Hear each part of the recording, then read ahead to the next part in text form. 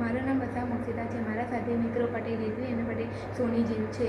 અમે ધોરણ 9 અભ્યાસ કરે છે. મારા પ્રોજેક્ટનું નામ smart multi disaster early warning and alarm system છે. સિદ્ધાંત: